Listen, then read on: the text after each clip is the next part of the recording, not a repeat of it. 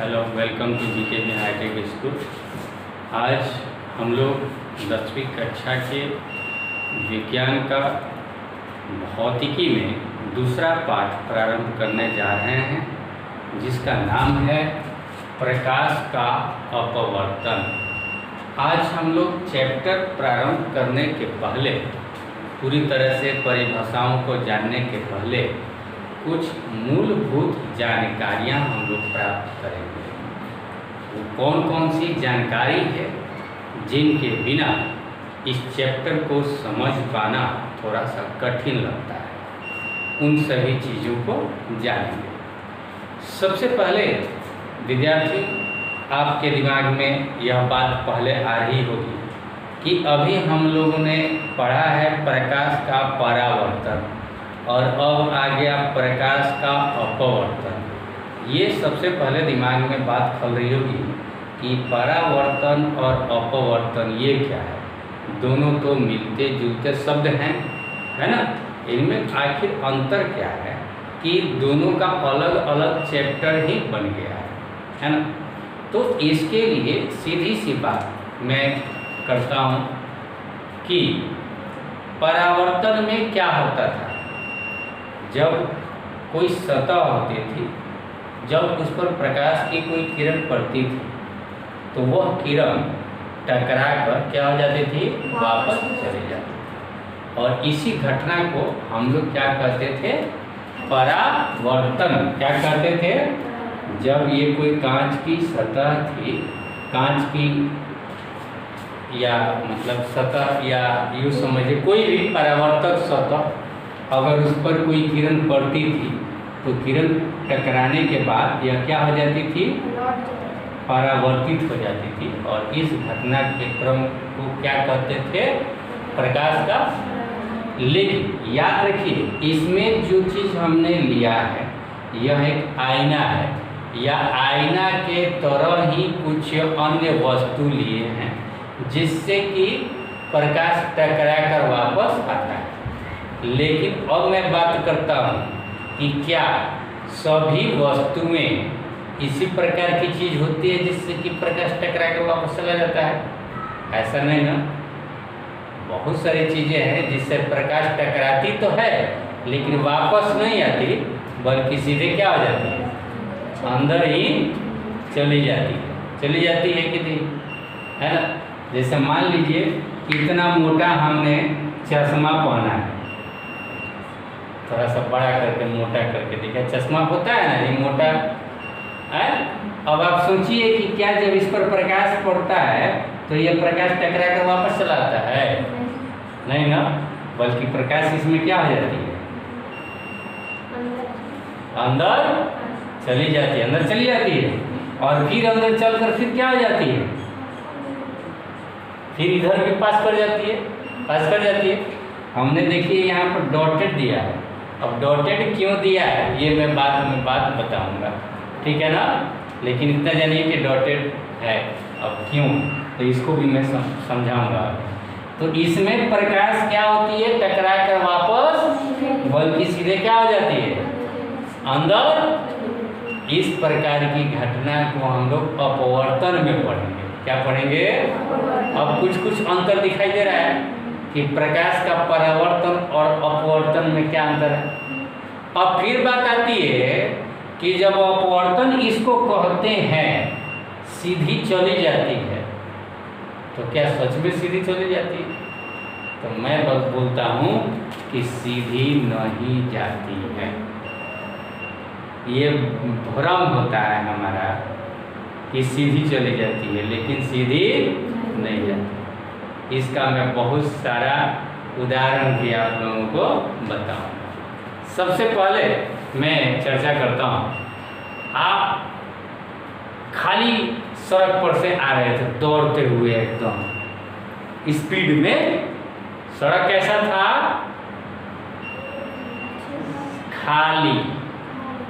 खाली सड़क पर, खाली सड़क समझ रहे हैं ना। अभी रोड पर, सड़क पर बस, ट्रक या भीड़ भाड़ नहीं, और आप दौड़ कर आ रहे थे। अचानक किसी चौक पर आ गए, सब्जी का बाजार लगा हुआ है, वो भीड़। अब आप बताइए कि आपके चाल में और आपके दिशा में कोई ना कोई परिवर्तन होगा। क्या होगा भाई? जब आप स्पीड से आ रहे थे तो वहाँ भीड़ भाड़ वाले जगह पर क्या हो जाएंगे आप? थोड़ा सा स्लो हो जाएंगे। और दिशा, अगर आप सीधे दौड़ रहे थे तो क्या आप सीधे ही दौड़ेंगे भीड़ में? थोड़ा सा दिशा क्या होगा? बदलेगा ना। तो उसी तरह समझिए कि मान लीजिए यहाँ पर एक यह गांव है ना, इसी में 3 गांव बनाता है, ठीक है। इसमें भीड़ कम है, इसमें भीड़, फिर इसमें भीड़ है ना। अब प्रकाश आई, कहाँ से आई? ये वायु है, ये भी है ना। चाहे छोड़िए, हम इसकी बात नहीं कर रहे, इसमें से प्रकाश निकली तो क्या प्रकाश इसमें भी सीधी चली जाएगी? दिशा में भी परिवर्तन होगा, चाल में भी परिवर्तन होगा। क्लियर? इसमें से फिर इसमें आएगी तो दिशा में भी परिवर्तन होगा और फिर यहाँ से इसमें आएगी तो दिशा में भी परिवर्तन होगा और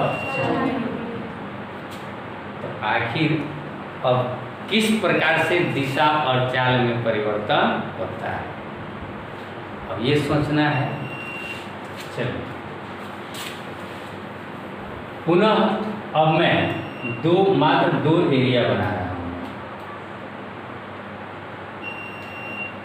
ये मान लीजिए कांच का सिल्ली, शीशा का सिल्ली, जैसे लकड़ी का सिल्ली होता है उसी प्रकार कांच का भी सिल्ली हो सकता है। टॉय 4 फुटा टॉय हो सकता है, गोली गोल नहीं, कैसा 4 कोना वाला हो सकता है, ठीक है। अब बाहर क्या है? इसके बाहर वायु है और यह क्या है? कांच। और यह क्या है? वायु है। हम क्या जानते हैं, जब टॉर्च बारेंगे तो प्रकाश इधर से घुसेगी और इधर निकल जाएगी ना। एक कैसे निकलेगी? अब मान लीजिए यहाँ पर हमने एक कांच भी लिया, दोनों में एक ही सा दिखा रहा। चलिए ये हमारा कांच, ये हमारा क्या है? दर्पण है। ये क्या है? और दर्पण पर ये आपतन बिंदु पर हमने क्या किया? अभिलंब डाला और ठीक उतना ही डिग्री का कोण बनाकर क्या हो जाएगी? तब तक इसको यह क्या मिल गया? यहाँ पर कांच मिल गया, कांच के सिल्ली मिला। अब इस कांच के सिल्ली पर क्या होगा ये सोचना है। तो जिस प्रकार से इसके लिए यह आपतित किरण थी, उसी प्रकार इस कांच की सिल्ली के लिए यह किरण क्या थी? आपतित किरण होगी।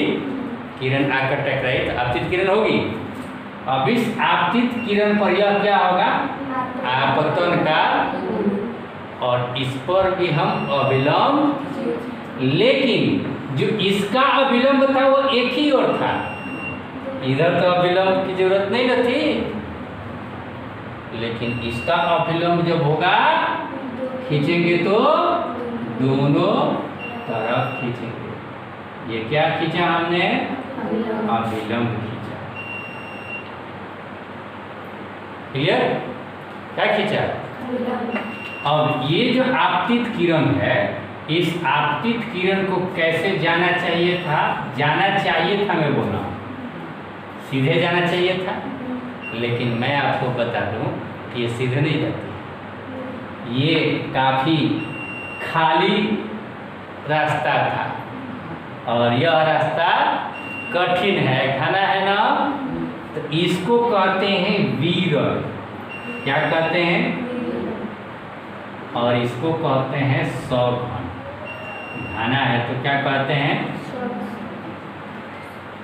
और आप किसी भी चीज में चलते हैं, दौड़ते हैं, तो उसको कहते हैं माध्यम। क्या कहते हैं?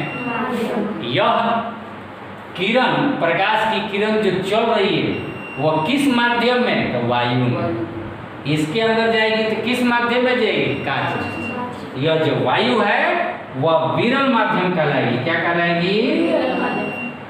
और यह क्या कहलाएगी? सघन। किसकी अपेक्षा सघन माध्यम? वायु के अपेक्षा कांच सघन है और वायु कांच की अपेक्षा विरल है। इस दोनों के तुलना में समझ बता रही है ना? तो अब देखिए, इसको जाना चाहिए था कैसे? सीधे, मगर सीधे नहीं जाए। याद रखिए, यह विलंब है ना, जब कोई प्रकाश की किरण विरल माध्यम से सघन माध्यम में प्रवेश करेगी ना, तो जाना चाहिए था ऐसे, तो ऐसे करके यह थोड़ा सा अविलंब के तरफ मुड़ जाएगी। किसके तरफ मुड़ गई? देख रहा है ना? जाना चाहिए था ऐसे, तो यह अविलंब के तरफ थोड़ा सा मुड़ गई। अब तब यहाँ पर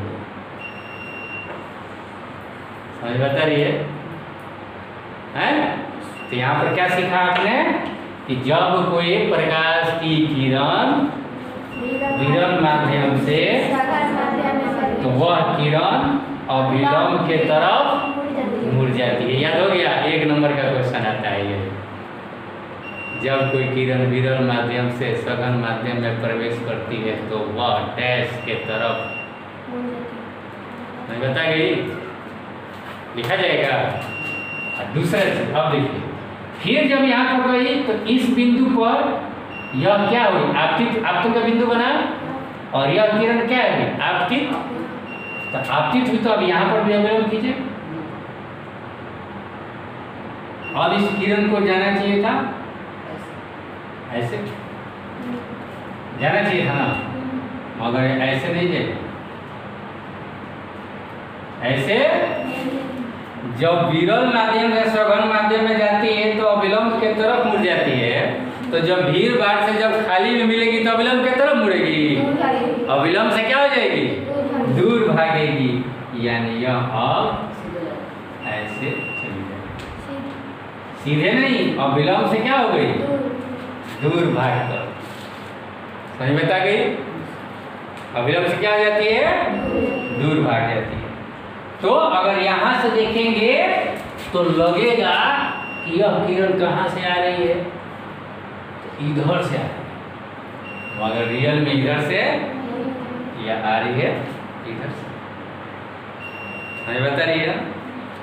इसी प्रकार के घटना को अपवर्तन कहते हैं। जब कोई प्रकाश की किरण, अब परिभाषा आप आराम से दे सकते हैं, जब परिभाषा देना होगा तो कि अपवर्तन की परिभाषा क्या देंगे। तो जब कोई प्रकाश की किरण एक माध्यम से दूसरे माध्यम में प्रवेश कर जाती है तो उस प्रकाश की किरण में दिशा और वेग दोनों में परिवर्तन होता है और इसी घटना को प्रकाश का अपवर्तन कहते हैं। समझ में आ गया? परावर्तन और अपवर्तन में यही अंतर है। क्लियर? अब इसका हम और भी उदाहरण देख सकते हैं। कैसे देख सकते हैं? तो कभी आपने बाल्टी देखा है? कभी देखा है आपने बाल्टी? बोलिए, नहीं देखा? ऐसा बाल्टी देखा है आपने? हैं? सब लोग नहीं देखा। बाल्टी नहीं देखा आपने तो क्या देखा? देखे हैं लोग, आप नहीं देखा। ठीक है। अब बाल्टी देखा तो इसमें कभी पानी भी भर कर देखा होगा? पानी भर दिया है ना? अच्छा, कभी इसमें से गलती से कोई सिक्का गिर भी जाता है?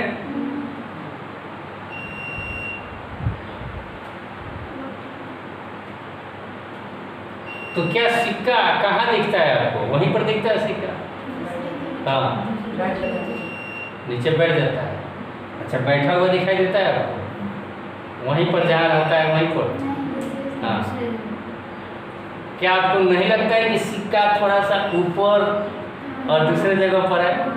ऐसा कोई महसूस नहीं हुआ है? हुआ है? क्यों ऐसा हुआ है? कोई मछली मारे हैं नदी में, गरई मछली नहीं। देखिएगा अधिकांशतः क्या होता है कि नौसिखुआ जो लोग होते हैं, मछली दिखाई दिया, यहाँ पर है मछली बैठी हुई है और हाँ छपट से मारे, पकड़ाया है नहीं पकड़ाती है मछली। आखिर ऐसा क्यों? लेकिन जो एक्सपर्ट है पकड़ने वाले, वो अगर पकड़ेंगे तो पकड़ में आ जाएगा। क्यों? कारण क्या है? तो जहां पर मछली आपको दिखाई देती है वहां पर मछली नहीं होती। जहां पर आपको सिक्का दिखाई देता है वो सिक्का यहाँ पर नहीं। ठीक है? अब ऐसा क्यों होता है? देखिए, सबसे पहले हम बात करते हैं, मान लीजिए कि यहाँ पर आँख है, चलिए आँख बाद में बनाएंगे। ठीक है? ये सिक्का को देखने के लिए कहीं ना कहीं इस सिक्के पर प्रकाश जाएगा और प्रकाश टकरा कर हमारे आँख पर आएगा, तब ना मान लीजिए कि हम यहाँ से सिक्का को देख रहे हैं।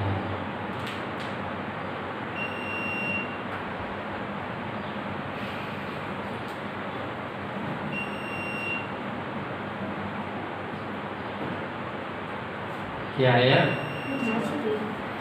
मछली है, बाल्टी के ऊपर मछली है। क्या है? आँख है, मछली नहीं है। ठीक है? अब इसको देखेंगे हम, है ना? पहले तो प्रकाश की किरण आना चाहिए किस पर? सिक्के पर। और सिक्के से टकरा कर कहाँ जाना चाहिए? आँख पर जाना चाहिए। चलिए, मान लीजिए कि अब कोई किरण आई, यहाँ पर आई है पहले ही से मान लेते हैं कोई किरण क्या हुई, अब यहाँ से कोई किरण जा रही है। ठीक है? किधर के तरफ? मान लीजिए आँख के तरफ जा रही है। यहाँ पर आई, अंदर क्या है? जल। और बाहर क्या है? कौन विरल है, कौन सघन है? यह क्या है और यह क्या है? अब आप क्या जानते हैं, जब कोई प्रकाश की किरण सघन माध्यम से विरल माध्यम में जाती है तो क्या होती है? इसको जाना चाहिए था ऐसे, जाना चाहिए था ऐसे ना, और अविलंब ये है तो सघन माध्यम से जब विरल माध्यम में जाएगी तो यह क्या हो जाएगी? थोड़ी सी अविलंब से दूर हटेगी और प्रकाश की किरण निकलेगी कहाँ से? ऐसे निकलेगी, ऐसे जाएगी। तो हमें आँख अब कहाँ लाना पड़ेगा? इसको देखने के लिए इधर देखना पड़ेगा, है? और अब आपका आँख क्या समझेगा कि किरण आ रही है, सिक्का को देख रहे हैं, लेकिन अब किरण कहाँ से आ रही है? तो आपको लगेगा कि सिक्का कहाँ है। आँख को भ्रमित कर दिया ना, अपवर्तन ही है जब आँख को क्या कर देता है? भ्रमित किया। देख रहे हैं कैसे भ्रमित किया। ठीक है, कहीं से भी किरण आई, जब किरण सिक्के से टकरा कर जब वापस जाएगी तो यह अभिलंब से क्या हो जाएगी, मुड़ जाएगी, और हमारी यह जो किरण जाएगी हमारे आंखों पर, यह लगेगा कि दूसरे जगह से आ रही है, ओरिजिनल यह सिक्का दिखाई नहीं देगा। है, यहाँ पर ही बोल रहा, अगर आपने पानी को हिला दिया या कुछ और डाले तो यह सिक्का भी हिलते हुए नजर आएगा, जबकि ओरिजिनल सिक्का नहीं हिलेगा। ओरिजिनल सिक्का तो नहीं हिलेगा, लेकिन यह क्या होगा, यह सिक्का क्यों हिलेगा, यह सिक्का क्योंकि यह जो किरण है, यह जब सिक्का पानी हिलेगा तो इस किरण भी क्या होती है, उसका भी दिशा में परिवर्तन होता है। ठीक है, आपने कभी देखिए, कभी ड्राम है, ड्राम में एक लाठी डुबा के देखिए, आपने लाठी तो डुबाया था सीधा, लेकिन वो लाठी कैसे दिखेगी, कहीं महसूस किया है ऐसा? तो क्यों तिरछा दिखाई दे रहा होगा, समझ में आता रही होगी ना? क्योंकि यह लाठी, मान लीजिए कि लाठी आपने डाला है सीधा, अब सिक्के के जगह पर हमने क्या डाल दिया, लाठी। यहाँ तक तो ठीक, अब मान लीजिए यही छोड़ूंगा और यहीं से किरण गई, अब यह कहाँ से दिखाई देगा, कैसे दिखाई देगा, अब ऐसे लाठी दिखाई देगा ना। यह जो चीज़ यहाँ दिखना चाहिए था, यह किरण अब आपको लगेगा कि यहाँ पर है, और ऊपर से दिख रहा है कि ये है लाठी का मुट्ठा, तो यहाँ से लाठी क्या हो गया, टेढ़ा हो गया, है ना? तो ये किसका कमाल है? यहाँ तक कि मैं आपको बता दूं, कभी आपने बारात में कोयला पर खाना बनते हुए देखा है, या तिलक में, शादी में, या ठंडा में आग तापते हुए लोगों को? जब आग जलता है और आप इधर हैं अगर, और यहाँ पर दीवार है, तो दीवार को जरा देखिए कैसा प्रतीत होता है। दीवार हिलता डुलता दीवार लगता है कभी? बोलिए, बीच में अगर आगे है तो दीवार कैसा लगता है? अब क्यों हिलता डुलता होगा भाई? इसके भी पीछे किसका कमाल है? कैसे?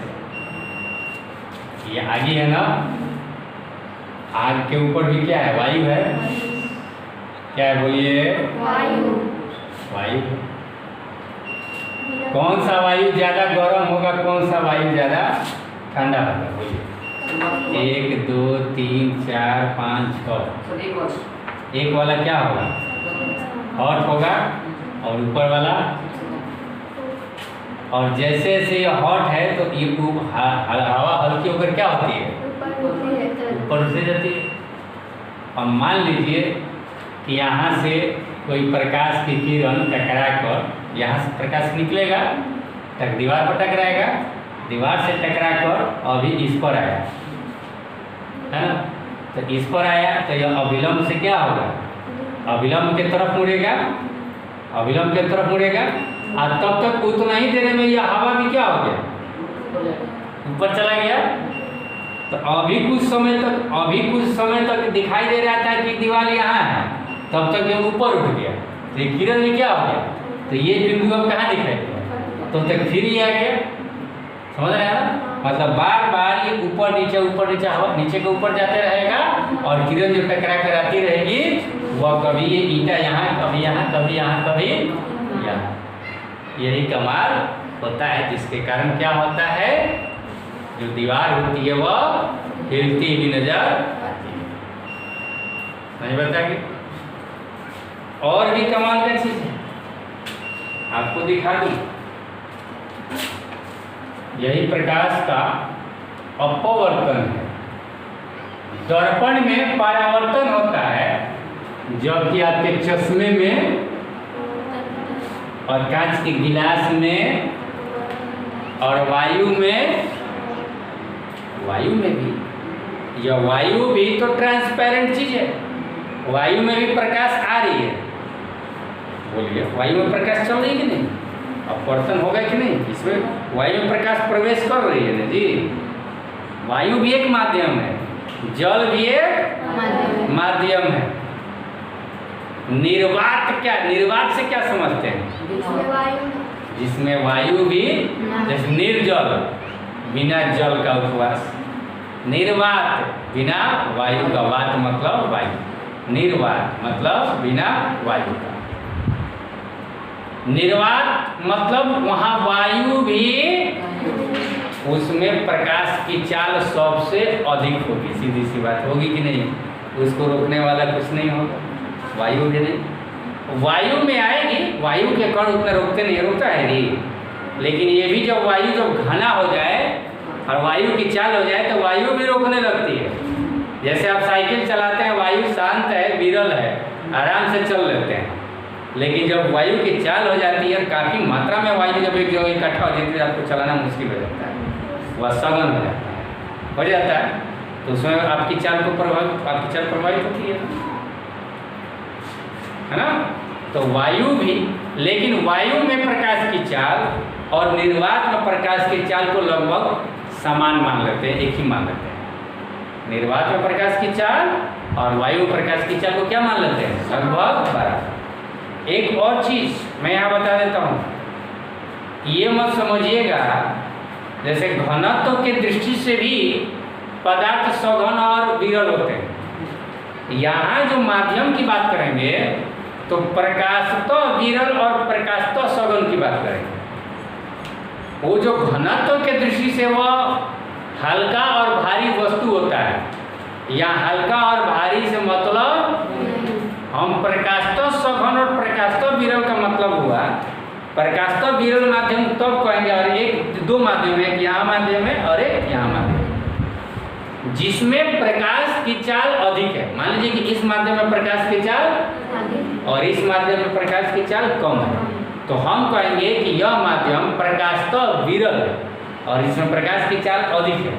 यह माध्यम प्रकाश तो सघन है, इस माध्यम से इसको प्रकाश तो सघन और प्रकाश तो, और यह प्रकाश तो सघन और विरल की जो बात करते हैं वो प्रकाश की चाल पर बात निर्भर करती है।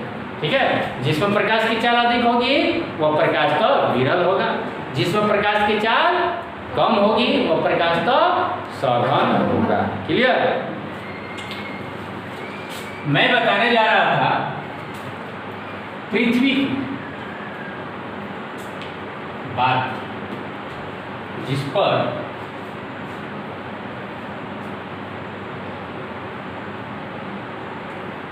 कोई खड़ा है, लड़का है कि लड़की है, कोई व्यक्ति खड़ा है, ठीक है।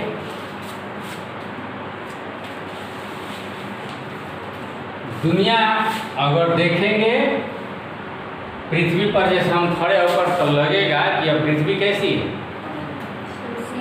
सीधी सपाट नजर आती नहीं? बोलिए, आती है?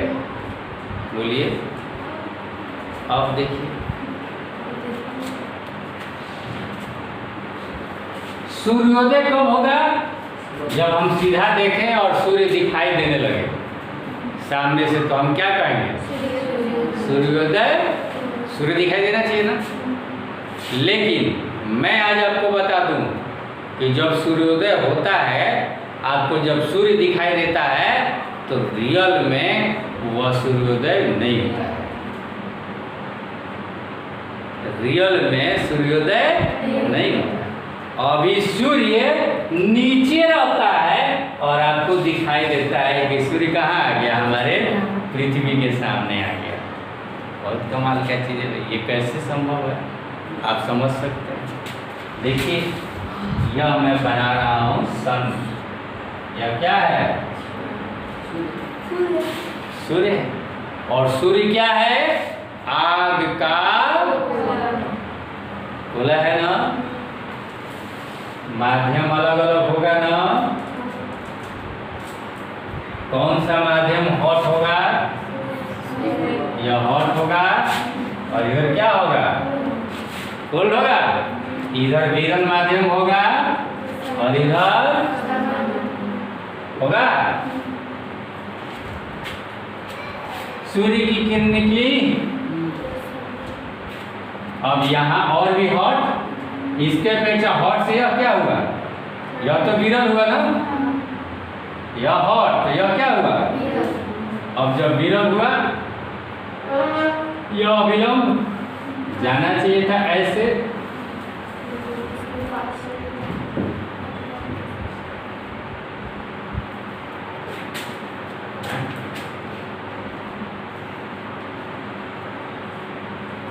जाना चाहिए था ऐसे। अब जाएगी कैसे, जब विरल से सघन में प्रवेश करती है तो किधर मुड़ जाती है, अविलंब की तरफ मुड़ गई। थोड़ा सा देखिए, थोड़ा सा मुड़ गई। अब फिर इस पर अविलंब डाला, जाना चाहिए था ऐसे, अविलंब की तरफ मुड़ गई। बोलिए, फिर इसको जाना चाहिए था ऐसे, जाना चाहिए था। अब ऐसे नहीं जाकर कैसे जाएगी, अविलंब की तरफ थोड़ा सा मुड़ेगी। और इस प्रकार से आप समझ सकते हैं, दिखाई दे रहा है